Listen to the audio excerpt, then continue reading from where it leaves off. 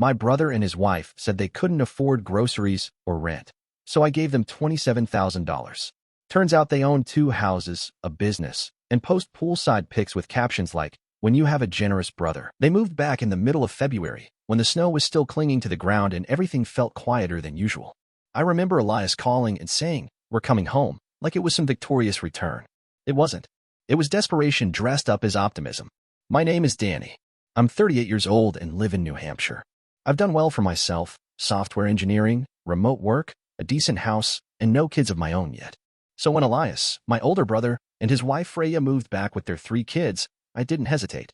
Of course, I told them, "Whatever you need." At first, it was simple stuff. They were staying with our parents while they figured things out. "We just need a little time," Elias said. They looked tired, worn down by whatever mess they'd left behind in Michigan. I asked, "What happened?" And Elias just said, "Job market dried up. Couldn't afford the mortgage." A few days later, Freya called and asked if I could help with some school supplies.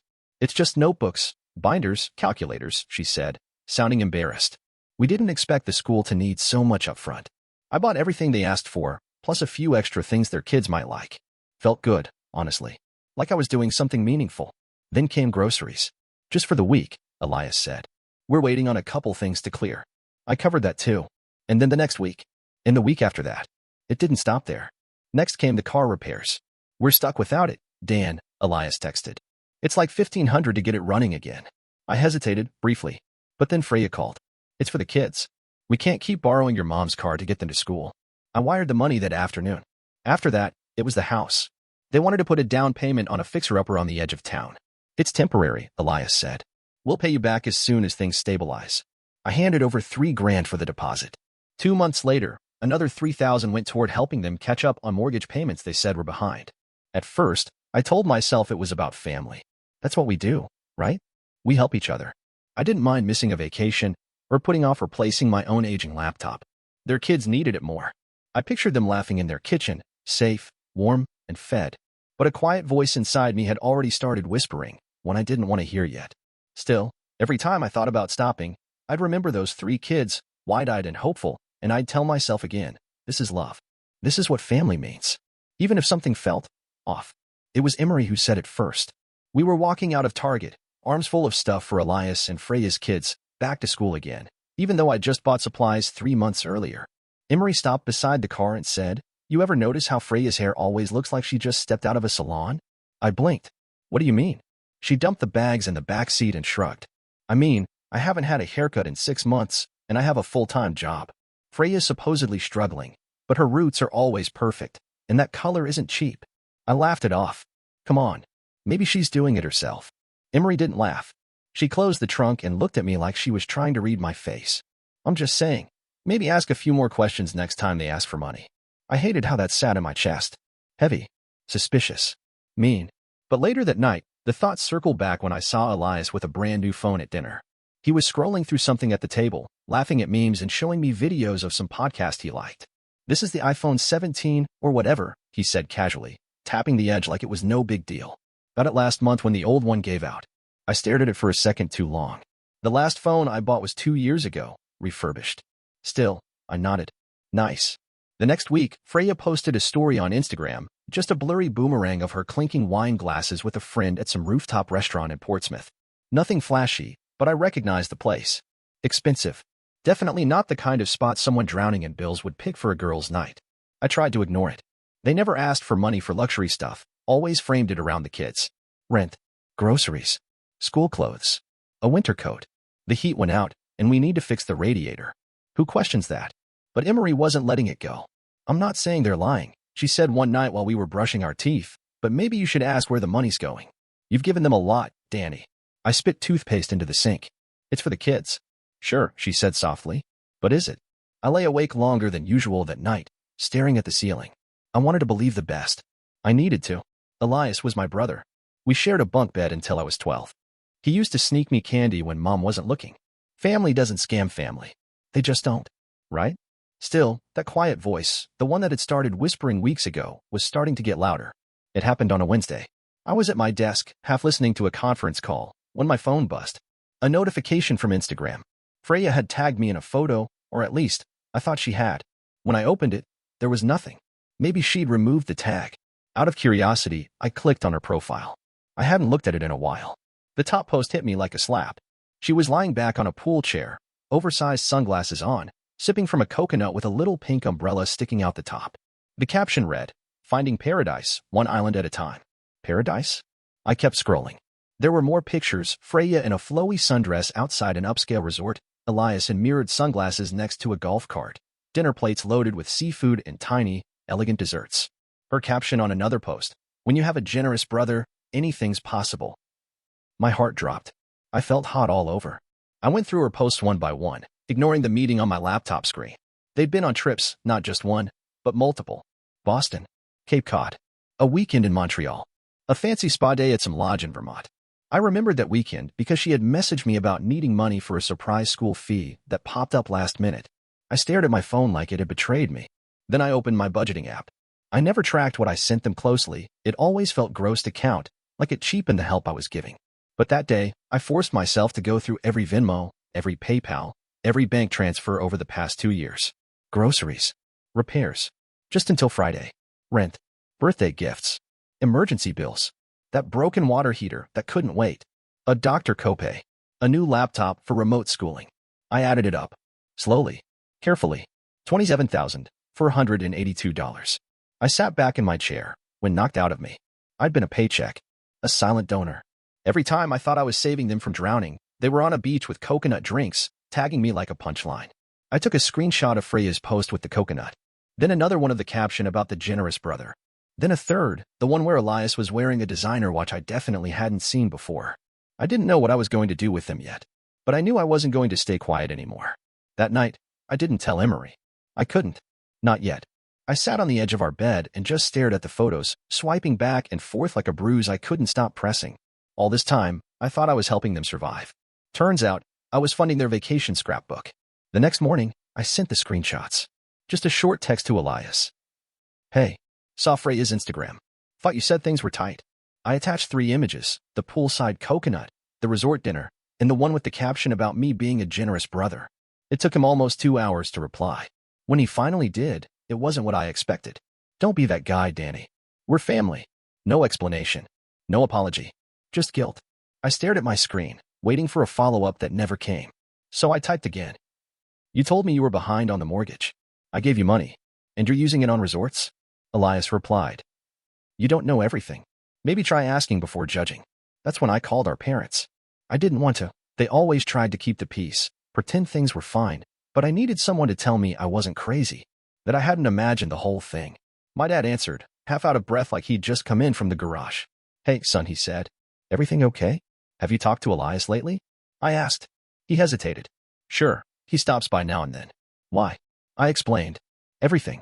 The money. The screenshots. The vacations." I expected surprise. Disappointment, even.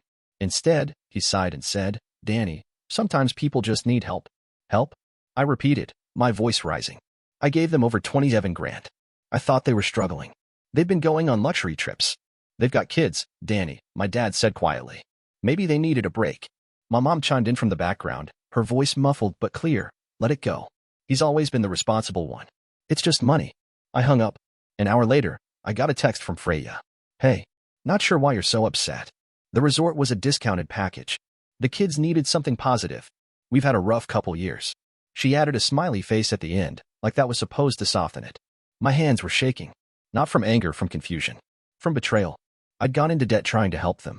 Skipped vacations with Emery. Put off fixing my own roof. Because they made it sound like they were drowning. But apparently, rough meant spa days and sushi boats. Later that night, I tried explaining it to Emery. I showed her the screenshots. She looked at me like she'd already known. "They've been playing you, Danny," she said. "And the worst part is, they're not even sorry." I nodded, but I didn't feel like I'd come to terms with it yet. Some part of me still clung to the idea that maybe there was a misunderstanding. That Elias would call and say, "You're right, I messed up." That my parents would admit they'd been wrong to brush it off. But that call never came. Instead, I was left with a family who saw me not as a brother or a son, but as a bank account with a guilt complex. The decision didn't come easy. I sat on it for almost 2 weeks. Emery brought it up one night while we were cooking dinner. "You could hire someone," she said, slicing carrots like she was talking about a new brand of laundry detergent. "Just to see what's really going on." I looked up from the stove. A private investigator? Isn't that extreme? She shrugged. So is giving your brother almost 30 grand while he's drinking cocktails in a pool cabana. I didn't say anything. I didn't need to. She was right. Part of me already knew it. The trust was gone. All that remained was a knot in my gut that wouldn't go away until I had the full picture. So the next day, I made the call. The guy came recommended through a friend of Emery's, quiet, professional, nothing flashy. He just asked for names, addresses, and how far I wanted him to dig. Discreet but thorough, I said. He nodded like he'd heard that line 1,000 times. It took a little over a week. I thought I was prepared for whatever he might find. I wasn't. Elias wasn't unemployed. He owned a business. Not a startup. Not a side hustle. An actual chain of high-end detailing shops, 3 locations across New England. Registered under his name, fully operational, pulling in decent revenue. He's not struggling, the PI said, sliding a printout across the table. He's running a business. Freya, too, had a role. She wasn't working at a diner or doing odd jobs like she'd told me. She volunteered at an elite private school, the kind of place where the tuition was the same as a small college, not because she had to, but because their kids attended on a paid spot. She was on the PTA board, involved in fundraisers, hosting events. Then came the kicker. Their mortgage was paid off. Not, we made a couple extra payments, paid off. Completely, legally, stamped, and cleared. And just 6 months after they told me they were at risk of foreclosure, they'd purchased a second property, a rental house in a nearby suburb. Cash down. Quiet title transfer. No mortgage. I stared at the papers, my mouth dry. All of this, while they were asking me for money? The investigator nodded. Every dime. I thanked him, paid the fee, and sat in my car with the folder in my lap for almost 20 minutes before starting the engine. I wasn't angry, not yet. I was stunned. Stupid. I felt like the dumbest man in New Hampshire. How had I not seen it sooner? It wasn't just about the money anymore. It was the deliberate way they lied. The stories. The tears. The manipulation. And worst of all, they looked me in the eyes, Elias, Freya, even my own parents, and told me it was love. It had never been love. It was a scam. I didn't call ahead. I didn't text to say I was coming. I wanted to see their faces before they had time to spin a new story. I wanted the truth to hit them the way it hit me, hard, sharp, and undeniable. It was a Saturday afternoon. Their minivan was in the driveway. The lawn looked freshly mowed. The kind of subtle detail that irritated me now, how everything about their life was clean, presentable, and perfectly maintained, while I was the one supposedly bailing them out. I rang the doorbell. Twice. Freya opened the door halfway, saw the folder in my hand, and immediately tried to shut it. Danny, now's not a good day. I planted my foot against the frame. We're doing this. She hesitated, then slowly stepped aside.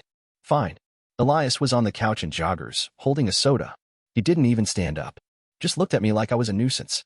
This really couldn't wait? I dropped the folder onto their coffee table with a loud thump. You want to tell me why a struggling family owns 2 properties and a business with 3 locations? Freya blinked. Elias leaned forward slightly, but his expression didn't change much. That's private, he said flatly. No, I said, voice rising. It's fraudulent. You took money from me under false pretenses. You told me your mortgage was overdue. You told me you couldn't afford groceries. I've given you over $27,000. Freya laughed. Actually laughed. Danny, stop being so dramatic. We never forced you. Elias shrugged. Yeah, I mean, we were gonna pay you back eventually. I stared at them, stunned. Eventually? You bought a rental property. You told me you couldn't keep the lights on. That was before things got better, Elias said, arms crossed now. And come on, man, you've got money. It's not like you're struggling. I could feel my jaw clench. So that makes it okay? Freya stood, arms folded tightly across her chest. Look, we didn't steal from you. You offered. You wanted to help. Don't get mad just because we figured things out and didn't need you anymore. Figured things out? I snapped. You've been figuring things out while sipping cocktails at resorts and enrolling your kids in private school. She looked away at that. I pointed at the folder. These are property records, business licenses, bank statements. I know everything. You didn't fall on hard times. You just figured out I was easy to manipulate. Elias stood now, rubbing the back of his neck like he was suddenly tired of the conversation. You want an apology? Fine. Sorry. But don't act like we ruined your life. You helped. Get over it. That was it. That was their response. No shame. No remorse. Just excuses and indifference. I picked up the folder, tucked it under my arm, and turned to leave. You're gonna regret this, Freya called after me. This family won't forget what you did. I paused at the door. Good, I said. Neither will I. It was my aunt's birthday, one of those forced family gatherings where everyone pretends they like each other for a few hours over potato salad and grocery store cake. I hadn't planned on going, but curiosity got the better of me. I wanted to see if Elias and Freya were still keeping up the act. The moment I walked into the backyard, the air shifted. Conversation slowed. Eyes flicked toward me. Elias was standing near the grill, laughing with two of our cousins. Freya was by the cooler, sipping something from a red cup like this was any other day. Like nothing had happened. I barely got 2 steps in before my cousin Daryl intercepted me. "Dude," he said, pulling me aside. "What the hell is going on? Elias said you've been spreading lies about him and Freya. He said you're trying to make the family turn on them over some misunderstanding." I looked him dead in the eye. "Is that what he said?" He nodded, arms crossed. "Said you hired some creep to dig through their private life. That you're obsessed." I reached into my messenger bag and pulled out a smaller folder I had prepared just for this. "Here," I said, handing it to him. "This isn't gossip. It's proof." He opened it, his eyebrows rising as he flipped through property records, business registrations, timestamps of Instagram posts next to dates of money requests. The math was simple and sickening. "They've been lying to everyone," I said quietly. "I wasn't the only one they took money from. They've played us all." Daryl blinked. "Wait, you mean this rental house? They own it. Paid in cash. 3 months after telling me they couldn't make rent." He let out a low whistle. That's when I heard someone behind me say, "That's not true." Freya, arms crossed, face tight. "This is a private party," she snapped. "Don't bring your drama here. You brought it here the second you started lying to people who trusted you," I said, turning to face her. More family members were gathering now, my Uncle Mitch, our cousin Carla, even my parents, looking uneasy near the drinks table. Elias made his way over, casual as ever. "All right," he said, raising his hands like some politician trying to calm a crowd. "Before anyone gets all worked up, can we just agree not to ruin this day over personal issues?" I looked around. This was it. I held up a printout of one of Freya's Instagram captions. "When you have a generous brother, anything's possible." This wasn't personal, I said, loud enough for everyone to hear. This was a scam. For 2 years, they made me, and probably some of you, think they were broke. I gave them $27,000. While they were planning resort trips and buying a second house. There was a pause. Then Carla stepped forward. "They told me they needed help with their car payment last spring," she said slowly. "I gave them $900. Uncle Mitch nodded. "They hit me up for $1,200. The mood shifted. People murmured. Faces changed. My mother looked pale. My father tried to speak. "Maybe there's been a misunderstanding." "No," I said. "There hasn't. They lied. And we let them." Silence. Freya's face crumpled. Elias's mouth was a flat line. The truth was out. The mask was off. And this family, the one that always said blood was thicker than water, finally saw how thin that blood really was. The fallout didn't take long. By Monday, Freya had posted a long, dramatic Facebook status. One of those vague, emotional rants that everyone knew was about me, even though she never said my name. It's so sad when people you love turn their backs on you just to feel powerful. We all make mistakes, but some people would rather tear a family apart than work through it with compassion. We're devastated, but we'll get through this, as we always have, together. The comments poured in. Aunts, family friends, even a few old high school classmates. Sending love, girl. Family always finds a way. You're so strong. Don't let haters bring you down. I didn't respond. I didn't need to. Because the real story, the screenshots, the documents, the receipts, had already started circulating privately. After the birthday showdown, I sent digital copies of everything to the handful of relatives I trusted. Word spread fast. Fast enough that I started getting messages from family I barely even talked to. My cousin Jessa texted. "I just added up what they took from me, and it's over $5,000. Let me know what you're doing. I'm in." I wasn't planning to go the legal route, not at first. I just wanted the truth out. But once people started coming forward, with bank statements, Venmo screenshots, and even emails from Freya promising repayment next month, it became clear this was bigger than just me. So I booked a consultation with a lawyer. "Fraud by misrepresentation," he said after I explained the situation. "Maybe not criminal unless we find something more concrete, but civil? Definitely." Within a week, we filed paperwork. Me, Jessa, Carla, and Uncle Mitch as co-plaintiffs. More family members were considering joining, but they wanted to see how things played out. My parents weren't thrilled. "You're suing your own blood?" my mom asked over the phone, her voice cracking like I'd committed some unspeakable crime. "No, Mom," I said. "I'm suing the people who lied to us, stole from us, and manipulated the entire family while acting like victims." Dad got on the line next. "You're being vindictive." "No," I said calmly. "I'm setting a boundary." The backlash wasn't just from them. A few relatives who were still loyal to Elias and Freya began circling the wagons. One of Freya's friends messaged me privately. "This is embarrassing. You're dragging your family through the mud over money." I didn't reply. Instead, I focused on the paperwork. My lawyer started compiling evidence. We subpoenaed financial records. bank transfers, business tax filings. And the more we dug, the uglier it got. Freya and Elias weren't just shady. They were methodical. They kept spreadsheets, literal spreadsheets, tracking who they'd asked for money, what excuse they used, and when they might try again. Sick. I sat in the lawyer's office one day, watching him flip through the documents. This isn't just a grift, he said. It's a business model. I nodded, jaw tight. The fight was only just beginning. It was going to be long, painful, public, but I was all in now. Because if they wanted to play dirty, then I was going to show them what clean, legal justice looked like. It started with a voicemail. Blocked number. No name. Just a voice. Low, nervous, a little shaky. Hi, I used to work for Elias. I saw what's going on with the lawsuit. I think there's stuff you don't know. If you want to talk, call me back. Please. It's important. At first, I thought it was a prank. But something in the tone told me it was real. I called back. Her name was Cassandra. She used to manage one of Elias's detailing shops, the Nashua location. Said she left after things got weird. I asked what that meant, and that's when the dam broke. They weren't just lying to family, she said. They were moving money through the business. Like fake invoices, fake customers. Elias made me sign off on jobs that never happened. He said it was just for taxes, that every business does it. I didn't think much of it at first. But then I saw bank transfers going into Freya's name. Big ones. Regular. I stayed quiet, just listening. They opened fake vendor accounts.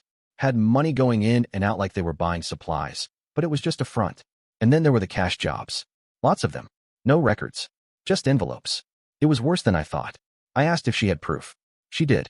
Over the next 2 days, she sent copies of internal emails, spreadsheets, even a photo of a whiteboard where Elias had scribbled out a referral split chart that listed initials of people who'd loaned them money.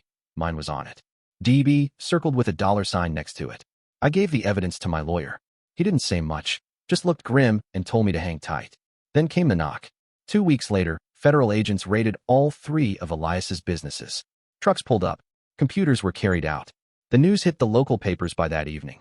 Local auto chain investigated for financial fraud and tax evasion. My phone blew up. Cousins, neighbors, even an old high school teacher messaged me. Did you see this? Oh, I saw it. Freya and Elias were arrested the next morning. Quietly, but it still made the news. It wasn't just about the family money anymore. They were being charged with wire fraud, tax evasion, money laundering, and falsifying business records. The total alleged amount? Over $300,000. And just like that, the narrative shifted. No more, he's overreacting. No more, let's just move on. The truth had weight now. Legal weight. I got a call from my dad. He sounded broken. We didn't know, he said. We really didn't. I know, I said. But I did. And that made all the difference. The kids were placed temporarily with my parents. CPS had gotten involved. Freya and Elias weren't allowed contact. Emery and I went to visit once, not for them, but for the kids. They didn't understand everything yet, but they knew enough. And when Lily hugged me and whispered, "You're the only one who told the truth," I knew I had done the right thing. The family had been cracked open. But the healing? That was finally beginning. The courthouse was still sorting through the case. Freya and Elias had a long legal road ahead, and every so often I'd get an update from the lawyer, new charges filed, assets frozen, plea deals rejected. But I'd stopped checking obsessively. I didn't need to anymore. Because life, somehow, had started moving forward again. Emery and I got married in early spring. Small ceremony. Just 30 people in a lakeside cabin up in Maine. No matching dresses or flower walls or Instagram hashtags. Just us, and the few people who still mattered. People who had stood beside me when things were at their worst. Matthew, my cousin, was my best man. He'd been quiet through most of the family drama, but when things broke open, he'd sent me a message, "Proud of you. Let me know if you need anything." And he meant it. At the reception, after the cake had been cut and the music had slowed, Matthew stood up with his glass and gave a short, shaky speech. "I used to think keeping the peace was the same thing as doing the right thing," he said. "But watching Danny this past year, I realized that telling the truth, even when it hurts, is the right thing." He didn't just protect himself, he protected this whole family. From lies. From manipulation. From rot we didn't want to see. He raised his glass. To honesty. And to starting over. I didn't cry. But Emery did. Just a little. It was quiet peace. The kind you don't realize you've missed until it wraps around you like a blanket. We got back from our honeymoon, unpacked slowly, planted some new flowers in the front yard. The simple stuff. The family, well, it was different now. Smaller, in a way. A few people still hadn't forgiven me for going nuclear, as one aunt put it. But others had come around. More than I expected. My mom called one night, her voice soft and unsure. I saw Lily's drawing today, she said. She wrote your name under my hero in school. Said you kept her safe. I didn't say much. Just sat with that. I hadn't planned to become anyone's hero. I just didn't want to be a doormat anymore. But maybe, somehow, those were the same thing. Freya and Elias? They were still out on bail, awaiting trial. Their rental house was listed for sale. Their bank accounts were frozen. Every move they made now is watched. And me? I changed my number. Froze my credit. Got a therapist. I stopped checking everyone's Instagram. Stopped chasing updates on people who had lied to my face while smiling. I'd spent 2 years funding a lie.